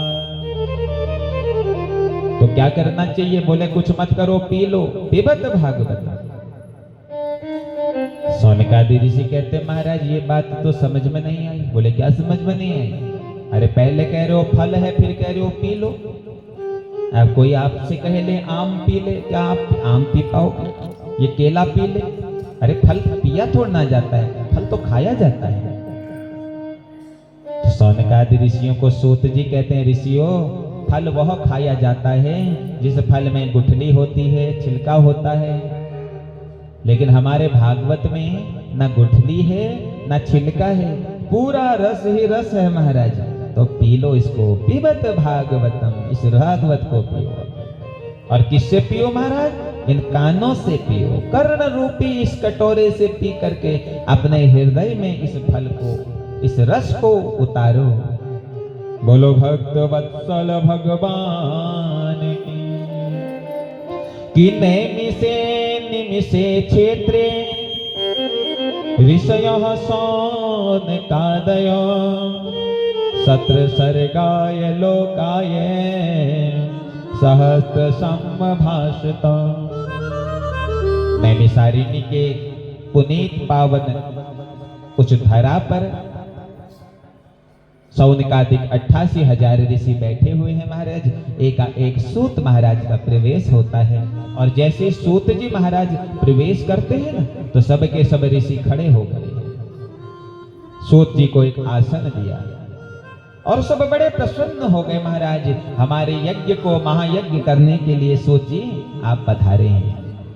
देखिए 2 प्रकार के यज्ञ होते हैं, एक होता है यज्ञ और एक होता है महायज्ञ। दोनों में अंतर है। यज्ञ वह है जिसमें हवन सामग्री से, घी से, समिधाओं से स्वाहाकार किया जाता है, वह है यज्ञ। और महायज्ञ क्या है? महायज्ञ वह है जिसमें यज्ञ की महत्वता को बताया जाता है कि यज्ञ की क्या महत्वता है, ये महायज्ञ कहलाता है। तो महायज्ञ है हमारा श्रीमद् भागवत। अरे हम धन्य हो गए महाराज, हमारे यज्ञ को महायज्ञ बनाने के लिए आप पधारे हैं। समस्त ऋषि सामने खड़े हो गए हैं। सूत जी ने सबको बैठाया, नीचे बैठ जाओ। सब के सब बैठ गए और सूत जी के सामने एक वयोवृद्ध संत हैं जिनका नाम है सौनक ऋषि। सौनक ऋषि कहते हैं महाराज आपने अनेक कथाएं सुनी हैं, तो कृपा करके हमारे मन में कुछ प्रश्न जाग रहे हैं। 6 प्रश्न हमारे मन में जाग रहे हैं महाराज, कृपा करके उन प्रश्नों का उत्तर दे दीजिए। तो 6 प्रश्न क्या क्या है महाराज? जो प्रथम प्रश्न है वह है सर्वश्रेष्ठ धर्म क्या है? क्या माता पिता की सेवा करना सर्वश्रेष्ठ धर्म है? क्या भगवान शंकर जी की पूजा करना सर्वश्रेष्ठ धर्म है? क्या भगवान के मंदिर जाना सर्वश्रेष्ठ धर्म है? सर्वश्रेष्ठ धर्म क्या है? किसे सर्वश्रेष्ठ धर्म कहते हैं? दूसरा प्रश्न है कि सर्वश्रेष्ठ देवता कौन है? हमें किस देवता की पूजा करनी चाहिए? क्या राम की पूजा करें? क्या कृष्ण की पूजा करें? क्या हनुमान जी की पूजा करें? क्या दुर्गा जी की पूजा करें? सर्वश्रेष्ठ देवता कौन है जिसकी हम पूजा करें? तीसरा प्रश्न है कि अगर वेदों में भगवान को अजन्मा कहा है, अजन्मा का अर्थ होता है जिसका जन्म नहीं होता, तो यशोदा के घर, देवकी के घर, कौशल्या के घर ये रामकृष्ण कैसे आए? चौथा प्रश्न है कि भगवान के कितने अवतार हैं? कोई कहता है भगवान के 11 अवतार हैं, कोई कहता है भगवान के 15 अवतार हैं, कोई कहता है भगवान के 24 अवतार हैं। तो भगवान के अवतार कितने हैं? पांचवा प्रश्न है कि वक्ता के नियम क्या हैं? और छठा प्रश्न पूछा जब भगवान परधाम सिधार जाते हैं तो धर्म किसकी शरण में जाता है? ये 6 प्रश्न पूछे। और जैसे ही 6 प्रश्न पूछे ना, तो जो सूत जी महाराज हैं, ये सूत जी महाराज अपने गुरु का ध्यान करने लगे। क्योंकि जब कोई भी कार्य प्रारंभ होता है ना, तो हम भी अपने गुरुओं को स्मरण करते हैं, अपने देवताओं का स्मरण करते हैं। तो व्यास जी के जो परम शिष्य हैं सूत जी महाराज, ये सूत जी महाराज अपने गुरु का ध्यान करने लगे। सूत जी महाराज के गुरु जी कौन है? सुखदेव बाबा। सौनकादि ऋषि कहते महाराज आप इतने विद्वान हैं, आपके गुरुदेव कितने विद्वान नहीं होंगे? कृपा करके अपने गुरुदेव का परिचय दीजिए कि आपके गुरुदेव कौन थे। तो तब सुखदेव प्राकृतिक की कथा प्रारंभ होती है। प्रथम अपने गुरु का स्मरण करते हैं। ये सुखदेव बाबा जो थे हमारे बरसाने में राधा रानी के गोद में खेला करते थे। उड़ करके आते और हमारी राधे के गोद में बैठ जाते, और जब राधा जी इस सुख के सर में हाथ रखती तो आनंद विभोर सुखदेव हो जाते। इस तोते से राधा ने कहा जाओ सुख और जाकर के संसार में मेरी महिमा का बखान करो, मेरी कथा सुनाओ जाकर के। सुखदेव कहते हैं ना मैया हम कहीं जाने वाले नहीं, तेरी गोदी में जो आनंद है ना मैया, वो आनंद संसार में नहीं है मैया। अगर मैं संसार में चला जाऊंगा ना तो मुझे माया घेर लेगी। राधा ने कहा मैं तुम्हें वचन देती हूं कि तुम्हें माया असर भी नहीं करेगी, घेरने की बात तो छोड़ो। तो ऐसा जब विचार बनाया, ये सुखदेव रूपी यह सुख अपने घोंसले में गए हैं और एक अंडा इन्होंने दिया, और राधा रानी ने पवन देव को आदेश दिया कि पवन देव अब तुम उस घोंसले के उस अंडे को उड़ा करके सीधे अमरनाथ की दिव्य गुफा के बाहर छोड़ दो। और अमरनाथ की दिव्य गुफा में विराजते हैं हमारे भोले बाबा। नारद जी महाराज को माध्यम बनाया है, और नारद जी महाराज आज अमरनाथ की दिव्य गुफा के अंदर पहुंचे तो माता पार्वती बैठी, भगवान शंकर वहां पर विराजमान नहीं थे। तो नारद जी कहते हैं माता पार्वती से, अरे ओ मैया, संसार में ना अब प्रेम बचा ही नहीं है, कोई किसी से प्रेम नहीं करता, सब स्वार्थी हो गए हैं।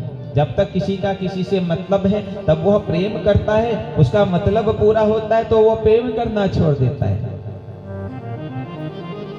मैया कहती है झूठ बोल रहे हो नारद, अरे हमारे भोले बाबा तो हमसे इतना प्रेम करते हैं, जो गुरु मंत्र गोपनीय होता है वह गुरु मंत्र भी हमारे बाबा ने हमें बताया। नारद कहते हैं अच्छा बता मैया, जो तेरे बाबा के गले में वो नरमुंड लटके हैं ना, खोपड़ियां, वो मुंडियां किसकी हैं, कभी बताया तुझे? मैया ने कहा ये तो नहीं बताया मुझे। मैया जो सबसे नजदीक जो गले में माला है, उस माला का रहस्य अभी तक तुझे नहीं बताया, और तू कहती है कि तेरे को प्रेम करते हैं। इतना कह करके नारद बाबा चले गए। अब थोड़ी देर में जब हमारे भोले बाबा पहुंचे ना, तो माता पार्वती ने पीठ पलटा दी ऐसे। बाबा कहते हैं अरे ओ गौरा, क्या बात हो गई आज, पीठ क्यों पलटा रही हो तुम? गौरा कहती है तुम मुझसे प्रेम नहीं करते हो। भगवान शंकर बोलते हैं गौरा, कहीं नारद तो नहीं आए थे? गौरा ने कहा हाँ नारद आए थे। अच्छा, तो ये बता गौरा कि तुझे कहां से लगता है कि मैं तुझसे प्रेम नहीं करता हूं? सब कुछ तो तुझे पता है। गौरा ने कहा देखो एक बात बताओ, ये गले में जो ये खोपड़ियां लिए घूम रहे हो ना, ये खोपड़ियां किसकी हैं? भगवान शंकर ने कहा गौरा, इसमें ना आधे से अधिक खोपड़ियां तो तेरी ही हैं। अच्छा, तुम्हारी खोपड़ी क्यों नहीं है? गौरा, मेरी खोपड़ी इसलिए नहीं है ना क्योंकि मैंने अमर कथा पी है, मैंने अमर कथा सुनी है, भागवत कथा सुनी है। तो माता पार्वती कहती है कि मुझे भी अमर कथा सुनाओ, मैं भी भागवत सुनना चाहती हूँ। बाबा कहते हैं भागवत सुनने का कुछ नियम है गौरा, एक आसन पर बैठ करके भागवत सुनी जाती है। गौरा बोली ठीक है, मैं सुनती हूँ एक आसन में। तो बाबा ने कहा जरा जा बाहर देख कर, क्या कोई है तो नहीं, ये गुप्त कथा है। गौरा मैया बाहर गई, मैया ने देखा इधर उधर कोई नहीं है, बस एक छोटा सा अंडा गिरा हुआ था। तो सोचा ये तो फूट गया है, क्या करना है इसको। और गौरा मैया, पार्वती मैया बैठ गई। बाबा बोलते हैं देख पार्वती, मेरी एक शर्त है। बोले क्या?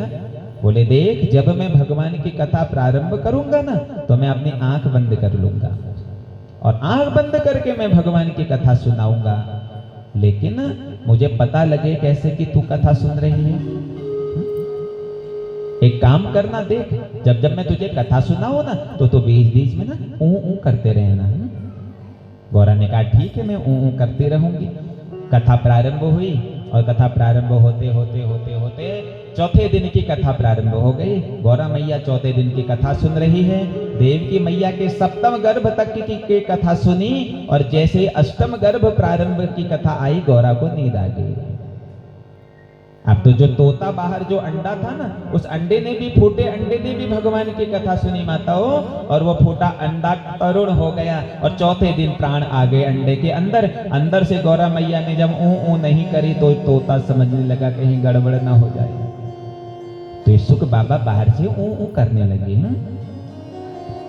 तो भगवान को लगा कि गौरा ही कथा सुन रही है, और जैसे ही सप्तम दिवस कथा विराम हुई, भगवान शंकर ने कहा बोलो कृष्ण कन्हैया लाल की जय हो। और जैसे ही कृष्ण कन्हैया लाल की कहा, तो पार्वती की नींद खुल गई। अच्छा ये बताओ फिर उसके बाद क्या हुआ? अष्टम गर्भ की उत्पत्ति कैसे हुई? भगवान ने कहा क्या तूने कथा नहीं सुनी? गौरा कहती कहां से सुनी, मुझे तो नींद आ गई थी। अच्छा तो वो कौन कर रहा था मेरी कथा के बीच में? तो देखा बाहर एक तोता बड़ा तरुण हो चुका है और वह तोता उड़ करके सीधे बद्रीनाथ की तरफ दौड़ा है। पीछे पीछे मेरे भोलेनाथ भी चले हैं। बद्रीनाथ से 4 किलोमीटर आगे सम्प्रास्त नामक आश्रम मणा गांव है। माणा गांव है ना बद्रीनाथ, जो लोग आप गए होंगे तो बद्रीनाथ से 4 किलोमीटर आगे माणा गांव पड़ता है। उस माणा गांव में सम्प्रास्त नाम का आश्रम है। उस सम्प्रास्त आश्रम में हमारे व्यास जी की ही वह आश्रम है। तो सम्प्रास्त नामक आश्रम में जो व्यास जी की जो पत्नी है इनका नाम है बिटपा देवी। ये बिटपा देवी अंगड़ाई ले रही थी। इस बिटपा देवी ने जैसे ही अंगड़ाई लेते समय अपना मुंह खोला, अवसर पाकर के ये तोता बिटपा देवी के गर्भ में प्रवेश हो गया और बिटपा देवी ने मुंह बंद कर लिया।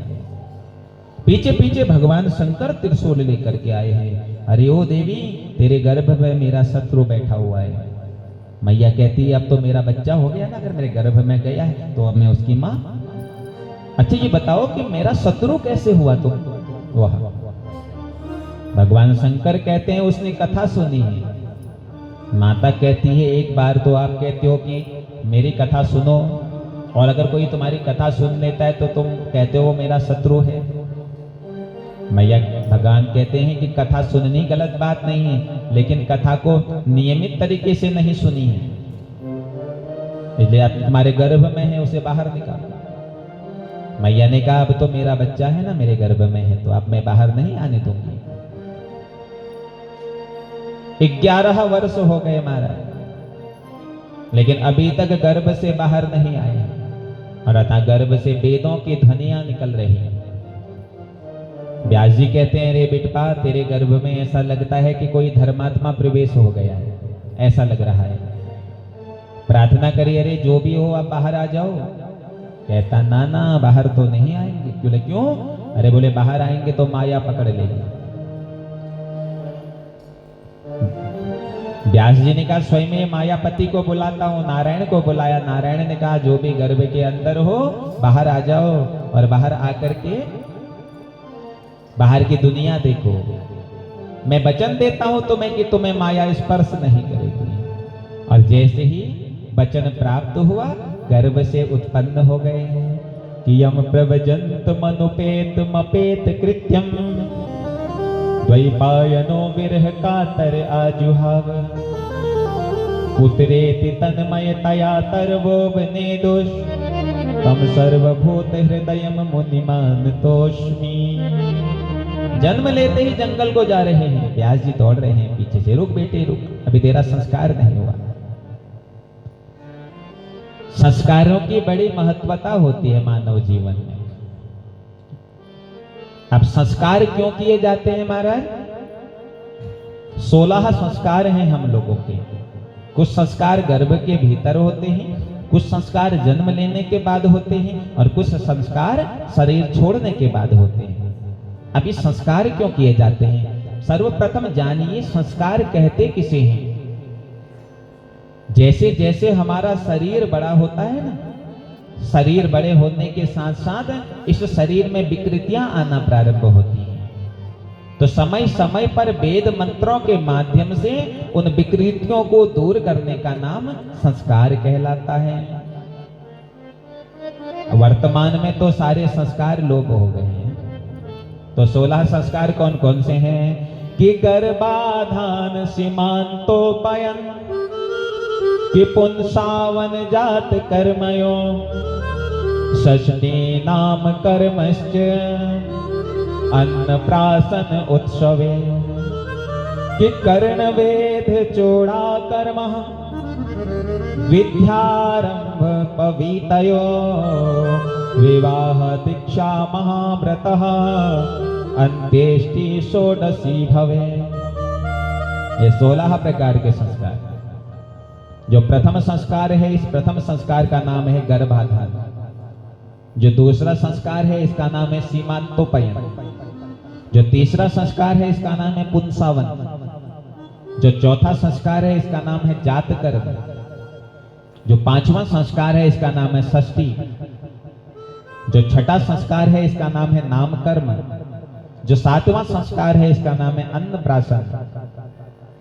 जो आठवां संस्कार है इसका नाम है जन्मोत्सव। जो नवां संस्कार है इसका नाम है कर्णवेद। 10वें संस्कार का नाम है चूड़ा कर्म। 11वें संस्कार का नाम है विद्यारंभ। 12वें संस्कार का नाम है जनेऊ। 13 संस्कार का नाम है विवाह। 14वें संस्कार का नाम है दीक्षा। 15वें संस्कार का नाम है महाव्रत और 16वें संस्कार का नाम है अंत्येष्टि। ये 16 प्रकार के संस्कार। तो संस्कार समय समय पर ही होने चाहिए। आज के समय में संस्कार तो हम कर रहे हैं, लेकिन उन संस्कारों को मनाने का जो तरीका है वो बड़ा भिन्न हो गया। आज हम कहते हैं कि हमारे बच्चा हमारा कहना नहीं मानता है, हमारे बच्चे की बुद्धि बिगड़ रही है, हमारा बच्चा कुमार्ग में चल रहा है, हमारा बच्चा हमारा कहना नहीं मानता है।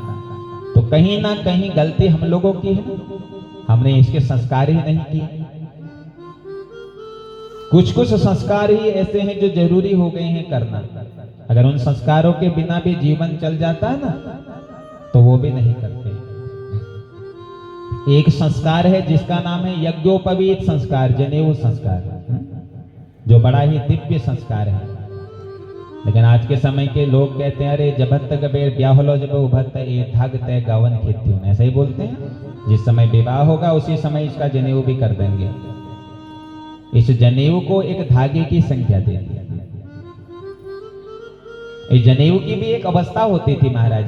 जो ब्राह्मण हैं, इन ब्राह्मणों का जनेऊ संस्कार 5 वर्ष से 11 वर्ष के बीच में हो जाना चाहिए। जो क्षत्रिय हैं, इन क्षत्रियों का जनेऊ संस्कार 11 वर्ष से 15 वर्ष के बीच में हो जाना चाहिए।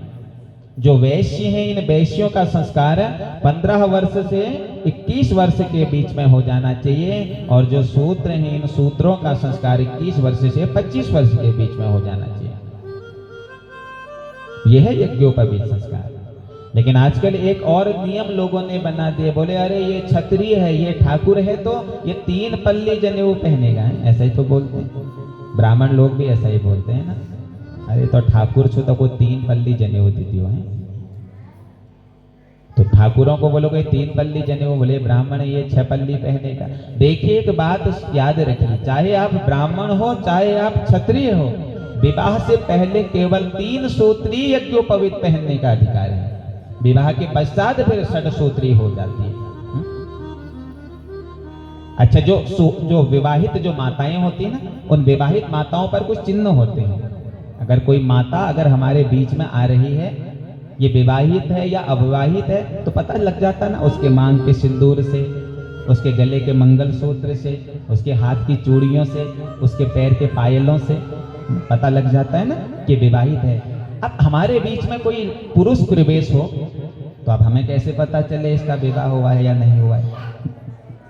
तो पहले के समय में अविवाहित पुरुषों की पहचान जनेऊ से ही होती थी। औरतों के पास तो बहुत से चिन्ह हैं, लेकिन पुरुषों के पास केवल एक चिन्ह है यज्ञोपवीत। जब पता चलता था कि ब्रह्मचारी है तो ब्रह्मचारी का जब जनेऊ देखा जाता था, हाँ इसने अगर 3 पल्ली त्रिसूत्रीय जनेऊ अगर पहना है तो ये ब्रह्मचारी है, अगर 6 सूत्रीय जनेऊ पहना है तो ये विवाहित है। तो चाहे आप ब्राह्मण हो चाहे आप क्षत्रिय हो, आपने विवाह से पूर्व त्रिसूत्री ही यज्ञोपवीत पहनना चाहिए। विवाह के पश्चात जिस समय धूलियर्घ होता है उस समय कन्या का पिता एक जनेऊ और स्पर्श कराता है, तो अब वह त्रिसूत्री से 6 सूत्रीय जनेऊ हो जाता है। चाहे ब्राह्मण हो चाहे क्षत्रिय हो, विवाह के पश्चात वह 6 सूत्रीय जनेऊ धारण करता है। तो जनेऊ संस्कार बड़ा ही श्रेष्ठ संस्कार है। जनेऊ संस्कार करने के पश्चात हमारे जीवन में संस्कार आते हैं। एक संस्कार आज के समय में हम लोग और मनाते हैं, जन्मोत्सव संस्कार जिसे बोलते हैं, लेकिन वर्तमान में उसे बोलते हैं बर्थडे। बर्थडे मनाते हैं ना हम लोग बच्चों का, सभी लोग मनाते हैं। तो क्या करते हैं बर्थडे मनाने में? एक बड़ा सा केक लाते हैं और उस केक के ऊपर मोमबत्तियां लगाते हैं और फिर फू करके बुझा देते हैं उनको। एक बात बताइए मुझे आप, जब तुम्हारे घर में कोई उत्सव मनाया जाता है तो क्या उस उत्सव में दिए बुझाते हो या जलाते हो? बताइए आप लोग भी मनाते होंगे ना बच्चों का जन्मदिन, सभी लोग मनाते हैं और मोमबत्तियां भी फूंक करके बुझाते होंगे। प्यारे, जब भी कोई उत्सव हम अपने घर में मनाते हैं, उन उत्सवों में कभी भी बुझाना नहीं चाहिए। हम सनातनी हैं, हमारे सनातन में जगाने की परंपरा है। तुम्हारा बच्चा एक वर्ष को पार करके दूसरे वर्ष में एक नया वर्ष तुम्हारे बच्चे का आज से प्रारंभ हो रहा है और तुमने पहले दिन ये फू करके उसके जीवन में अंधकार कर दिया है। ये कहाँ के नियम है महाराज? मैं ये नहीं कह रहा हूं कि आप केक मत काटिए, केक काटिए, आप बड़ा केक बनाइए, लेकिन ये मोमबत्तियां जो बुझा रहे हो ना, और कुछ लोग तो क्या करते हैं, उसका बड़े बड़े शब्द में उसका नाम लिख देते हैं उसमें, फिर उसको कटवा देते हैं, काट दे इसको। तुमने शुरू में ही जिस दिन से उसका नया जीवन, नया वर्ष प्रारंभ हो रहा है, पहले दिन ही तुमने अंधकार भी कर दिया, उसके नाम को कटवा भी दिया, फिर कहोगे मेरा बच्चा चंचल हो गया। केक काटो महाराज, लेकिन ये मोमबत्तियां मत बुझाओ। एक बार करके देखो, अब जब तुम्हारे बच्चे का जन्मदिन आए ना, जितने साल का तुम्हारा बच्चा हो जाए, एक बार मेरी बात मान करके देखना, अगर लाभ नहीं होगा तो फिर अगले साल से जैसा करोगे वैसा ही करना। जिस दिन तुम्हारे बच्चे का जन्मोत्सव हो और उस दिन जितने वर्ष का तुम्हारा बच्चा हो गया हो, उतने दिए जलाओ और उन दियों को मंदिरों में रख दो या घरों में रख दो। जितने साल का हो गया है, 5 साल का हो गया तो 5 दिए जला दो, 10 साल का हो गया तो 10 दिए जला दो, 20 साल का हो गया तो 20 दिए जला दो। फिर एक वर्ष आप देखिएगा कि उस वर्ष में कितना बड़ा परिवर्तन तुम्हारे बच्चे के भीतर आएगा। तो प्यारे, हम सनातनी, हम सनातनियों को नियमित तरीके से उत्सव मनाने चाहिए। पहले के समय में मार्कंडेय भगवान का पूजन होता था। अश्वस्थामा बलिर्व्यासो हनुमाश्च विभीषणः कृपः परशुरामश्च सप्तेता चिरंजीविनः, ऐसा बच्चे को आशीर्वाद दिया जाता था। लेकिन आज के समय में ये तो दूर हो गया है, बस वो केक ला रहे हैं, उसे काट रहे हैं, मोमबत्तियां बुझा रहे हैं। पाश्चात्यकालीन संस्कृति को अपनाओ प्यारे, लेकिन उस पाश्चात्यकालीन संस्कृति के चक्कर में अपने संस्कृति को मत भूलो। हमारे संस्कृति में दिए जलाए जाते हैं, हमारे संस्कृति में तो जागृति का प्रतीक है, इसलिए तो उत्सव कहा जाता है। जन्म उत्सव, उत्सव धूमधाम से मनाया जाना चाहिए। तो ये जो आज के समय में जो हम लोग इन अंग्रेजों को देख करके इनके पग चिन्हों पर चल रहे हैं ना, तो एक ना एक दिन हम अपने सनातन को भूल जाएंगे। सनातन संस्कृति तो वैसे भी शेष नहीं बची है। अब कहाँ सनातन संस्कृति बची है? हमारे माथे में तिलक नहीं है, हमारे गले में जनेऊ नहीं है, हमारे माथे, हमारे मस्तिष्क पर शिखा नहीं है, तो कहाँ के सनातनी हो आप? आज के समय में तिलक लगाने में भी शर्म आती है, जनेऊ पहनने में शर्म आती है। अरे काहे की शर्म भैया? ये हमारी संस्कृति है। हम अगर अपने संस्कृति को नहीं बचाएंगे तो कोई दूसरा हमारी संस्कृति को नहीं बचाएगा। हमारी सनातन संस्कृति श्रेष्ठ संस्कृति है। तो ये 16 प्रकार के संस्कार बताए हैं। आगे प्रश्नावली प्रारंभ होती है। अब ध्यान दीजिएगा सब लोग। पहला प्रश्न क्या पूछा था? सर्वश्रेष्ठ धर्म क्या है? क्या माता पिता की सेवा करना सर्वश्रेष्ठ धर्म है? क्या भगवान के मंदिर जाना सर्वश्रेष्ठ धर्म है? क्या भगवान को दूध चढ़ाना सर्वश्रेष्ठ धर्म है? ये सर्वश्रेष्ठ धर्म क्या है? माता पिता की सेवा करना कोई धर्म नहीं है। भगवान शंकर जी पर जल चढ़ाना कोई धर्म नहीं है। ये तुम्हारा कर्म है प्यारे। जैसा कर्म करोगे वैसा आगे तुम्हें फल प्राप्त होगा। आज घर में तुम्हारे माता पिता हैं, तुम उन माता पिता की सेवा करोगे, सेवा रूपी कर्म करोगे, कल के दिन में तुम्हारे घर का बच्चा तुम्हारी सेवा करेगा, क्योंकि तुमने कर्म रूपी बीज बोया है, माता पिता की सेवा करी है तुमने। आज तुम अगर माता पिता की सेवा नहीं करोगे प्यारे, एक ना एक दिन तुम्हारे घर में उत्पन्न वह बेटा तुम्हें भी छोड़ देगा। माता पिता का ऋण कभी चुकाया नहीं जाता। श्रेष्ठ ऋण है माता पिता का। एक बेटा था ना, वह बेटा अपनी माँ से कहता, माँ मैं तेरा ऋण चुकाना चाहता हूँ। माँ ने कहा, अरे बेटे आज क्या हो गया तुझे? तू मेरा ऋण क्या चुकाएगा? न रहने दे। अरे बोला नहीं मैया मैं तेरा ऋण चुकाऊंगा। तो मैया ने क्या कहा ना, मैया ने कहा ठीक है चल आज एक काम कर, तू मेरे साथ सो जा। और जैसे ही लाला को नींद आई तो मैया ने कहा अरे उठ। क्या हो गया मैया? अरे कुछ नहीं हुआ, जा जरा पानी लिया तो मुझे प्यास लगी। तो लाला पानी लेकर के आया, मैया ने थोड़ा पानी पिया, थोड़ा बिस्तर में फेंक दिया। अरे ओ मैया देख तूने बिस्तर गीला कर दिया। मैया ने कहा कोई बात नहीं, इधर इधर सो जा, यहाँ सूखा है। थोड़ी देर में लाला को नींद आई तो मैया ने कहा उठ। बोला क्या हुआ? अरे कुछ नहीं हुआ, प्यास लगी है, जब पानी लेकर के। लाला फिर पानी लेने के लिए गया और जैसे ही लाला पानी लाया तो मैया ने थोड़ा पानी पिया, थोड़ा फिर बिस्तर में फेंक दिया। अरे मैया देख फिर बिस्तर गीला कर दिया तूने। अरे कोई बात नहीं बेटे, इधर इधर को सो जा। थोड़ी देर में फिर जब लाला को नींद आई तो जब मैया ने उठाया, जब पानी लेकर के आ, अब तो बेटे को गुस्सा आ गया, महाराज पूरा डब्बा उठा लाया। ले पी जितना पीना है तुझे, अब बार बार मत उठाना मुझे। हाँ पीती कम है, बिस्तर में ज्यादा फेंकती है। मैया ने कहा बेटे तू तो पहली परीक्षा में ही फेल हो गया है। तुझे पता है लाला, जब तू छोटा था ना तो मैं कितने दिन गीले में सोती थी। पुरानी माताओं को पता होगा ना कि बच्चों को पालने में कितनी मेहनत होती थी।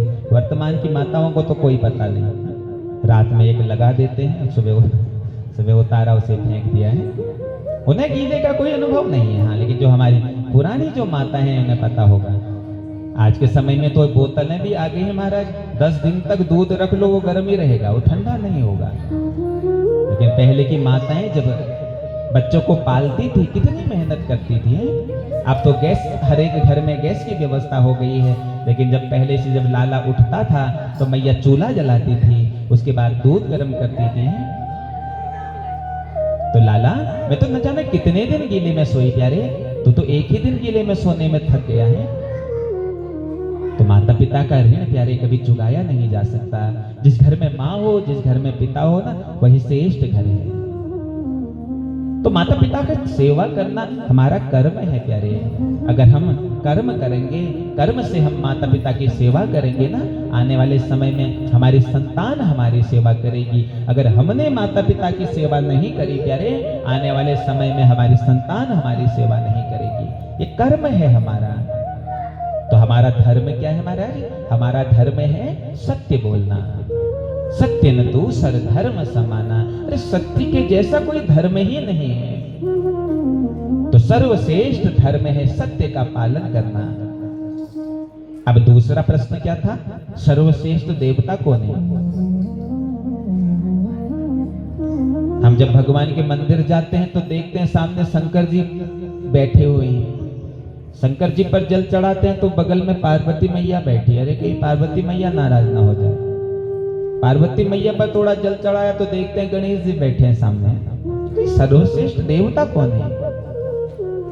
आजकल हमारे सनातन धर्म वाले ना बड़े ही लचीले हो गए हैं। जैसा मौसम बदलता है ना, वैसे हम भगवान बदलते हैं।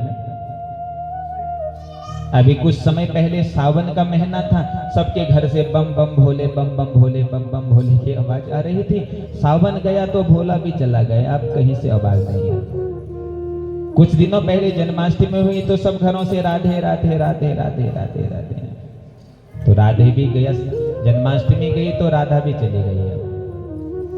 अभी कुछ समय बाद नवरात्रि आएगी तो नवरात्रि में जय अम्बे गौरी, जय श्यामा गौरी है। नवरात्रि गई तो फिर अम्बे गौरी भी चली गई। हम सनातन धर्म वाले बड़े लचीले हैं प्यारे। एक देवता पर विश्वास करो, एक को इष्ट बनाओ। पूजा सबकी करो लेकिन विश्वास एक पर हो।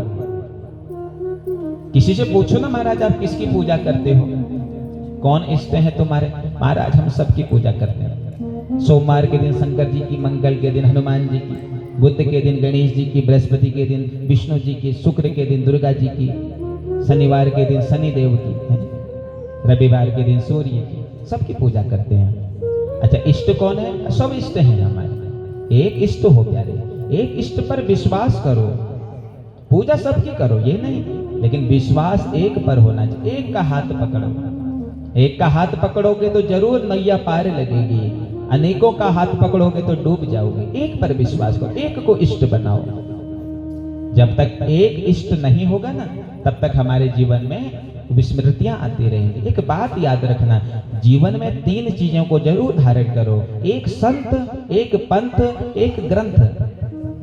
3 चीजें जरूर होनी चाहिए। एक गुरु बनाओ जीवन में, संत बनाओ, जो संत गुरु जो बोले उन्हीं के कहे हुए चिन्हों पर चलो। एक संत, एक पंथ, यानी एक लक्ष्य जीवन का हो। कुछ लोगों का लक्ष्य निर्धारित नहीं होता है, वो 4 दिन नौकरी करने के लिए दिल्ली चले जाते हैं, 4 दिन में दिल्ली में नौकरी नहीं लगी तो फिर घर आकर के दुकान खोल देते हैं, दुकान नहीं चली तो फिर लास्ट में राजनीतिक क्षेत्र में चले जाते हैं, वहां भी कुछ नहीं हुआ फिर कुछ और कर लेते हैं। एक लक्ष्य बनाओ जीवन का।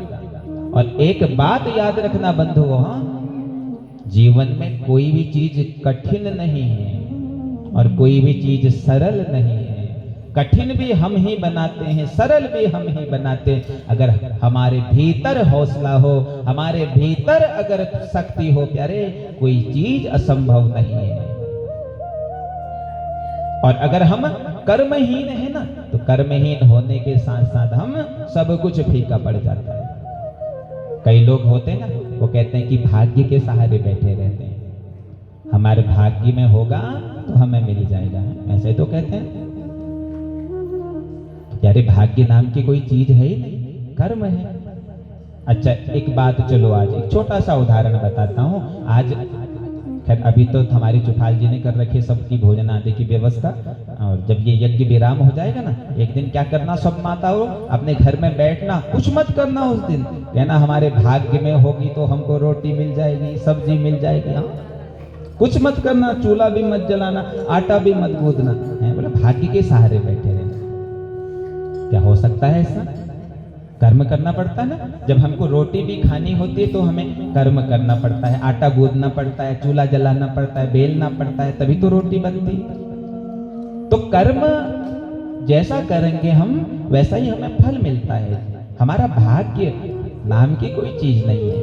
पहले जन्म में जो जो कर्म किए, इस जन्म में भाग्य के रूप में मिला, और इस जन्म में जो जो करोगे अगले जन्म में भाग्य के रूप में मिलेगा। तो एक संत, एक पंथ, एक लक्ष्य बनाओ जीवन का, और एक ग्रंथ जरूर पढ़ो। चाहे रामचरितमानस पढ़ो, चाहे भागवत जी पढ़ो, एक ग्रंथ जरूर पढ़ो। आजकल हम सबके घरों में ग्रंथ हैं, रामचरितमानस सबके घरों में है, लेकिन हमने क्या किया है, हमने उन ग्रंथों को एक कपड़े में लपेट करके उसको या तो ऊपर स्लीप में रखा हुआ है या तो कहीं रखा हुआ है। अगर कहा जाए भैया ये निकालना तो जरा ये वाली पुस्तक, ना ना ना, ससुर जी के ससुर जी ने रखा है वो, खोलन नहतन तो बहुत है हमारा बुढ़ सौरजूल धरा को पवित्र पुस्तक छो तो कुछ छड़न नहातन। अरे ससुर जी के पिताजी उस पुस्तक को रख करके गए थे कि इसको पढ़ोगे तो कुछ अच्छा होगा, वो बात करके रखने के लिए छोड़ने गए थे। सबके घर में ग्रंथ हैं, लेकिन उन ग्रंथों में दीमक लग गई है। तो एक संत, एक पंथ, एक ग्रंथ जीवन में जरूर होना चाहिए। तो सर्वश्रेष्ठ देवता है हमारे इष्ट देवता। एक इष्ट बनाओ प्यारे, और उस इष्ट के चरणों में समर्पित रहो। इष्ट के चरण को पकड़ लो कि नारायणं नमस्कृत्य नरं चैव नरोत्तमं देवीं सरस्वतीं व्यासं ततो जये मुदीरये। ऐसे भाव से पड़े रहो प्रभु के चरणों में। ये नहीं कि महाराज हम कल करेंगे, परसों करेंगे, हैं। एक इष्ट बनाओ प्यारे जीवन में, और उस इष्ट के शरणागत रहो। जब तक आप शरणागत नहीं, धारण नहीं करोगे, तब तक आपको कुछ प्राप्ति नहीं होगी। उनके शरण में पड़े रहो। जो करते रहोगे, करो भगवान का भजन। ये सब लोग भाव से गुनगुनाना है सबने साथ में। जो करते रहोगे भजन धीरे धीरे, भजन धीरे